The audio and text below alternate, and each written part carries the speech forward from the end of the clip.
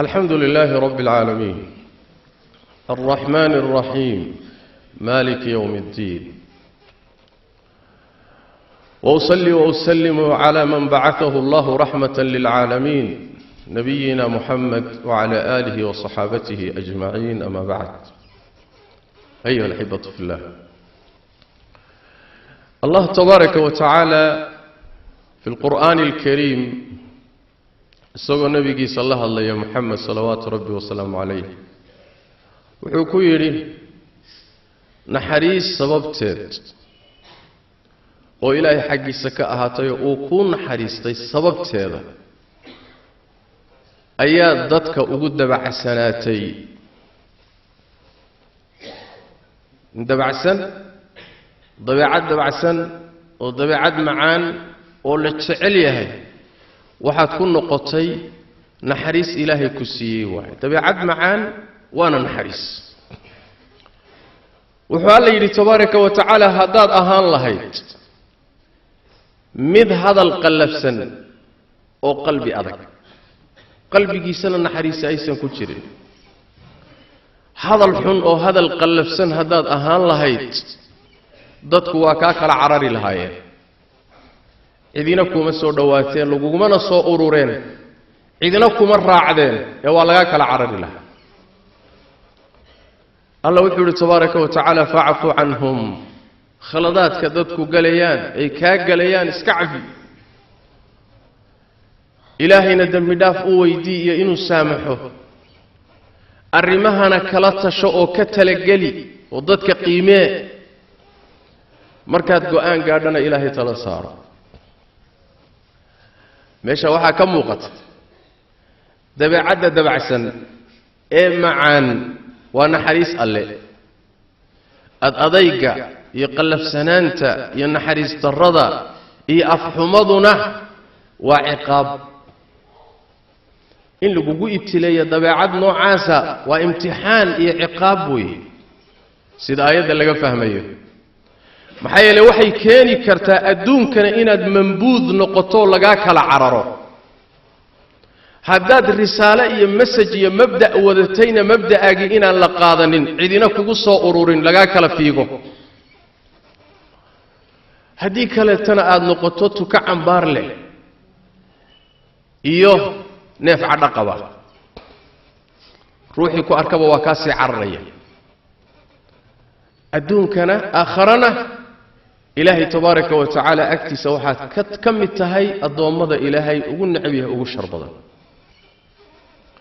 nabigeena salawaatu rabbi wa salaamuhu alayhi kama fi sahih al-bukhari wa ghayrihi aisha hadithka ay warinayso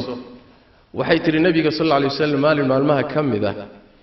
nimba weydiistay inuu u soo galo idan weydiistay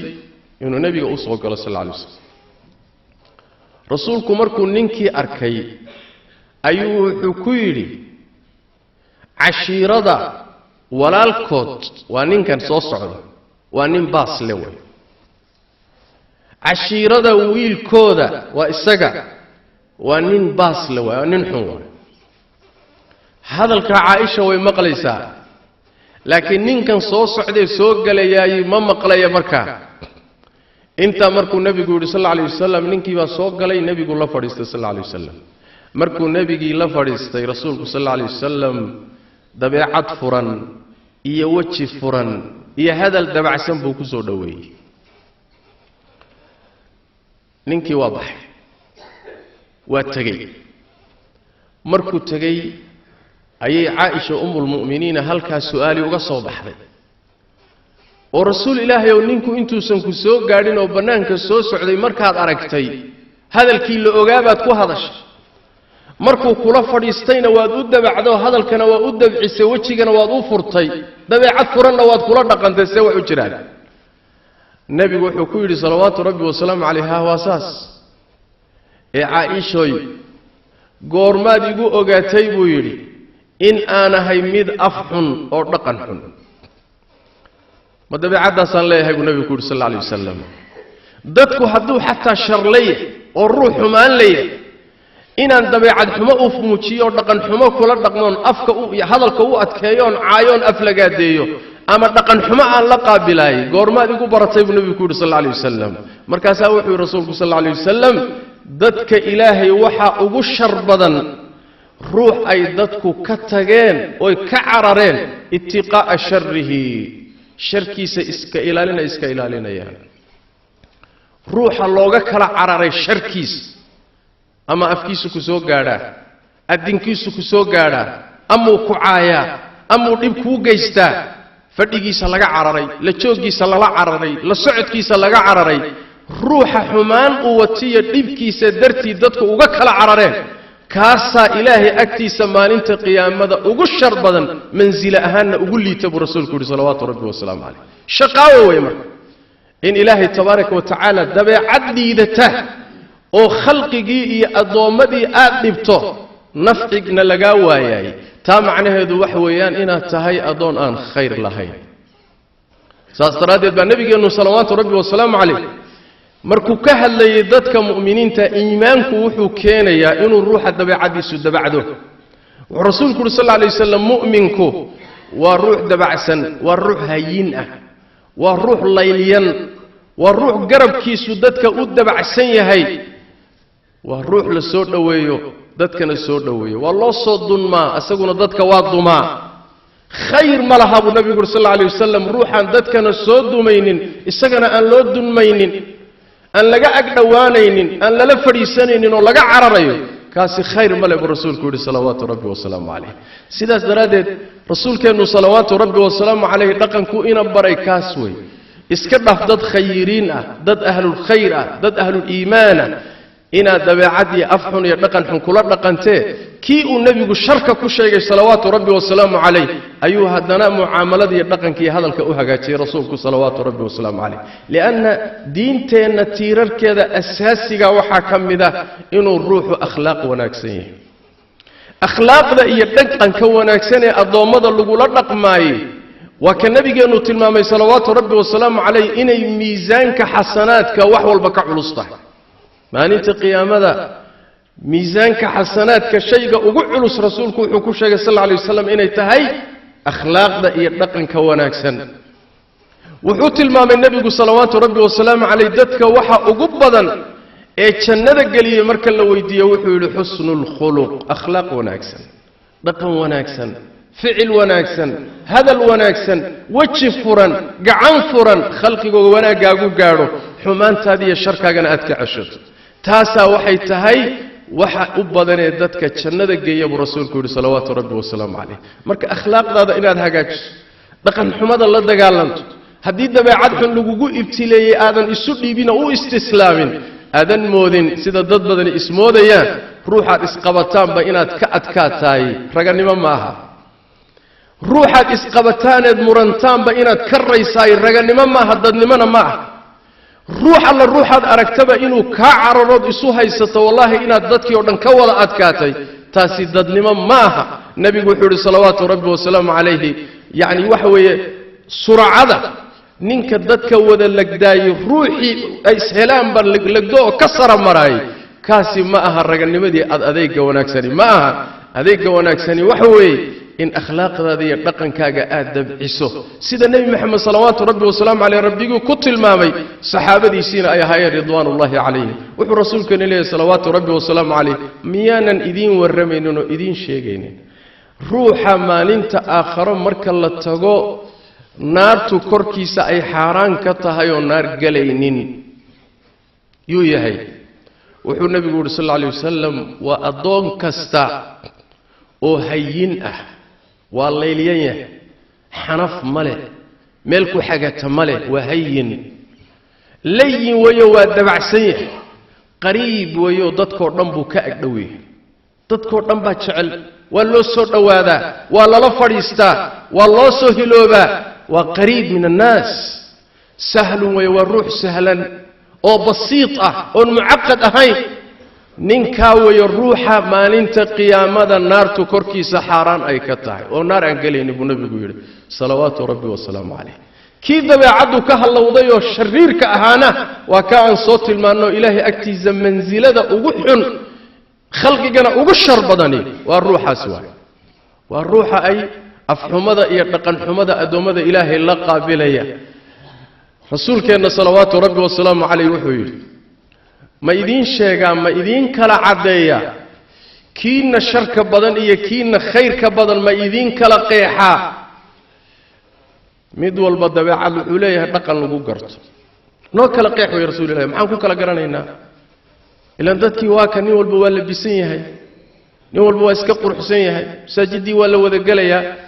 ganacsigii iyo hawlihii iyo adduunyadii waa la wada eryanayaa noo kala saar ka sharka badan iyo ka khayrka badan nebigu wuxuu yidhi salawaatu rabbi wasalaamu caleyh ka idinku khayr badani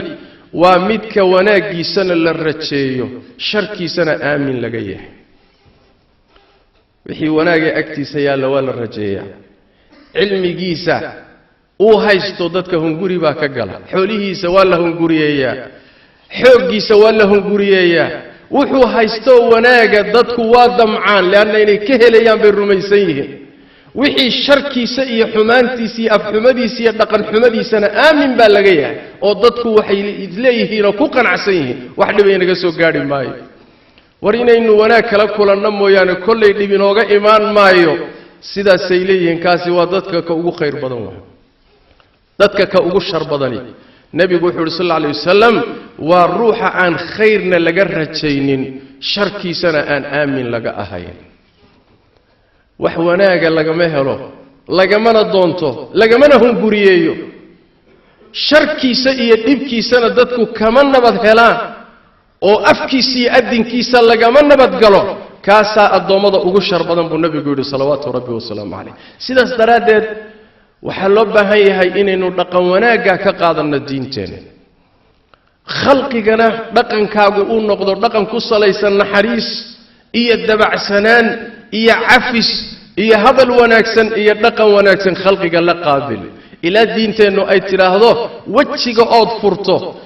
iyo ilkaha ood ka muusootaay waa sadaqa markaad dadka la kulantay inaad weji furan kula kulanto oo markaad muxuu ahaye aad la kulantaay aad u dhoolla caddaysaay laf ahaanteedaa sadaqa ah laakiin haddaad weji macbuus noqoto dhaqankiisa iyo dabeecaddiisa laga kala cararaayo shiriir baa tahay markaas khalqigaasi aad ku dhex nooshahay iyo addoommadaa aad dhex joogto waxa ay kaa haystaan baad ilaahay agtiisana ka tahay soomaalidu waxay yidhaahdaan saad isu haysata ma ahee waa sida lagu haysto ma aha saad adugu naftaada ka rumaysan tahay leanna ruux walba naftiisu waa la qumanta waa isla quruxsan yahay waa isla quman yahay waa isla wan yahay nadiif buu isla yahay marka saad isu haysata mehe waa sida dadku ku haystaan addoommada ilaahay ee mu'miniinteed ku dhex nooshahay waxay kaa rumaysan yihin baad ilaahay agtiisana ka tahay nebi moxamed salawaatu rabbi wasalaamu calayh ayaa maalin maalmaha ka mida waxaa la soo mariyey janaaza la soo mariyey meyd ayaa la soo mariyey la wado saxaabadii meesha joogay meydkii la waday ee qabrigii iyo aaska loo sii waday way ammaaneen wanaag iyo khayr bay ku sheegeen hebel nin la yaqaanu ahaa wanaag badan oo khayr badan nebigu wuxuu uhi sal alla alay wasalam way waajibtay janaaso kalea la soo mariyey markaasay waxay ku sheegeen shar bay ku sheegeen nin fiican ma ahan jirin ruux fiican ma ahayn hebel soo ma ah nebigu wuxuu uhi sal alla alay wasalam way waajibtay saxaabadu waxay rasuulilah maxaa waajibay middanna waxaa tidhi way waajibteen tanna waxbaa waajibay maxaa waajibay nebigu wuxuu yidhi salawaatu rabbi wasalaamu calayhi middii hore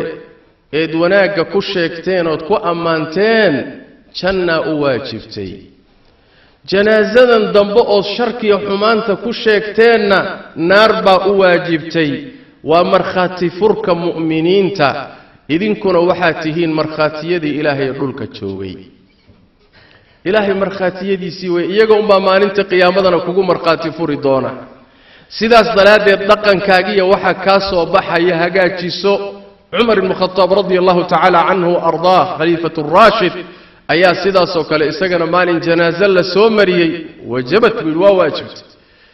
mid labaad baa la soo mariyey siday taa hore u ammaaneen bay tan dambena wanaag ugu sheegeen iyadana wajabat buu yidhi tus saddexaad baa la soo mariyey markaasaa xumaan lagu sheegay way waajibtay buu yidhi